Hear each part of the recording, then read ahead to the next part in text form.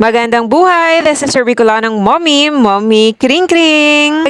Pagkagising ko pa nga lang mga mare ay nag-asikaso na nga ako na magpainit ng tubig. Tinanghali na naman nga tayo mga maring magising ngayon at mahigit alas 8 na nga yata ng mga oras na ito. Pagka Sabado at Linggo nga mga mare, talagang tinatanghali na nga kami ng gising. Paano kapag Lunes hanggang Biyernes nga ay maaga talaga kaming nagigising gawa ng meron nga kaming trabaho. At syempre dahil nga nalalapit na naman nga ang pasukan ay talagang maaga na naman nga tayong gigising. Kaya habang hindi pa nga pasukan mga mare ay sulitin na nga natin yang tanghali tayong gumising. At pagpasensyahan nyo na nga mga mare ang aking suot dyan dahil nga mas komportable talaga ako sa mga punit-punit na damit at talaga namang halatang halata na nga yung kapayatan ko dyan mga mare. At alam nyo ba minsan mga mare ay talaga iinis na rin nga akong tingnan ang aking sarili dahil sobrang payat ko nga. At alam nyo ba mga mare, kalimitan yung mga kabataan dito ay talagang hindi mo alam kung bakit ganon at bigla ka na lang sasabihin, hala, ayun no, si payat. Kahit gusto mo nga patulan mga mare, talagang mananahimik ka na lang dahil mga bata nga. Pero syempre, hindi lang mga bata ang mahilig mamuna mga mare. Meron din mga matatanda na talaga naman pagtalikod mo ay pag-uusapan ka. Bakit kaya ganun mga mare kung sino yung maraming kapintasan ay sila pa yung mahilig mamintas. May kanya-kanya kasi tayo mga maring pinagdadaan sa buhay kaya dapat hindi tayo mahilig mamintas at magpuna ng mga kapwa natin tao. Eh, sino ba naman mga mare ang gustong maging payat o sino ba naman ang gustong maging sobra pa? Mali ba natin yung mga pinupuna natin o pinipintasan natin ay meron palang pinagdadaanan kaya talagang kailangan nating maging maingat din sa mga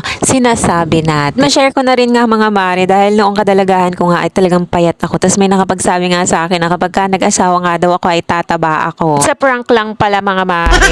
O sa sobrang kadaldalan ko nga mga mare, eto na nga at natapos na nga ako magpainit ng tubig at natapos ko na rin nga ilagay yung mga hinugasan ko kagabi. At syempre, magtitimpla na rin nga ako ng Milo. Nilagyan ko lang nga yan ng konting mainit na tubig at nilagyan ko rin ng malamig na tubig. Mas okay nga dyan mga mare na maligam-gam lang. Iba kasi mga mare gusto yung mainit na tubig tapos palalamigin lang din naman.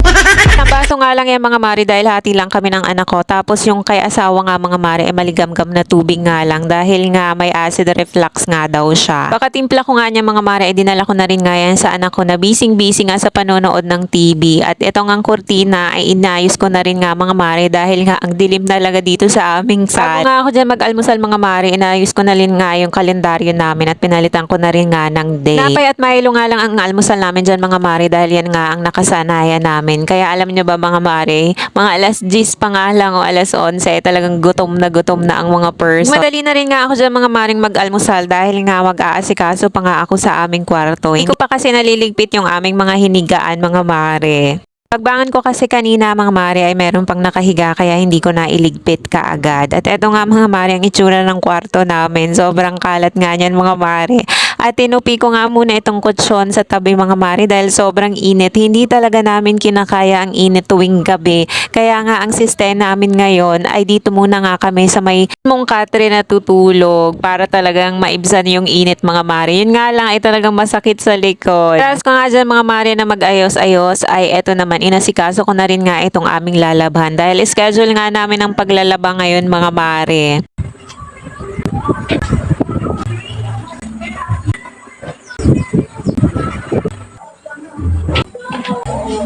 O siya, hanggang dito na nga lang ang ating chika mga mare. Maraming salamat sa pagsama hanggang dulo sa uulitin muli. Kung hindi ka pa nakapalo kay Bicolanong Mommy, baka naman. O siya, bye!